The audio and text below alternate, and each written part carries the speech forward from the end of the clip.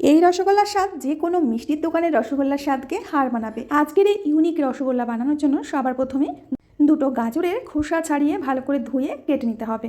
তারপর মিক্সিং জারের মধ্যে দিয়ে দেবো 200 গ্রাম দুধটা অবশ্যই আগে থেকে জাল করে নেবে। তারপর 2 চামচ চিনি দিয়ে এর একটা মিহি পেস্ট তৈরি করে নিতে হবে। গাজরের পেস্টটাকে একটু চেলে নেব, চেলে নিলে গোটা অংশগুলো বেরিয়ে যাবে। 1 বাটি গাজরের পেস্ট হয়েছে। এখন প্যানের মধ্যে দিয়ে দেবো 1 চামচ থেকে 2 চামচ মতো ঘি। তারপর সুজি দিয়ে দেবো 1 বাটি। সুজিটাকে গাজরের পেস্ট দিয়ে মিডিয়াম আছে রান্না করে এরকম একটা ডো তৈরি করে নিতে হবে।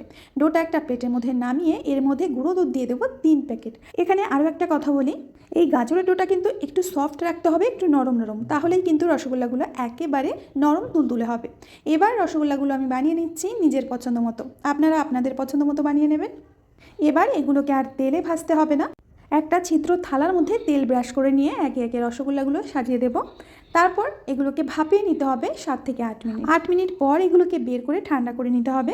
অন্য একটা পাত্রের মধ্যে আমি দিয়ে দেবো খেজুরের গুড় আর ওই বাটির মেপে 3 বাটি জল। জলটাকে ভালো মতন ফুটিয়ে নিয়ে তারপরে ওর মধ্যে দিয়ে দেবো ভাপিয়ে রাখা মিষ্টিগুলো দিয়ে আমরা 5 মিনিট মতো রান্না করে নেব।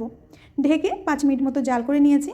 এখন আবার ঢেকে দিয়ে 2 ঘন্টা মতো অপেক্ষা করলেই হয়ে যাবে নরম তুলতুলে গাজরের রসগোল্লা। ভালো লাগলে অবশ্যই লাইক কমেন্ট শেয়ার করবেন।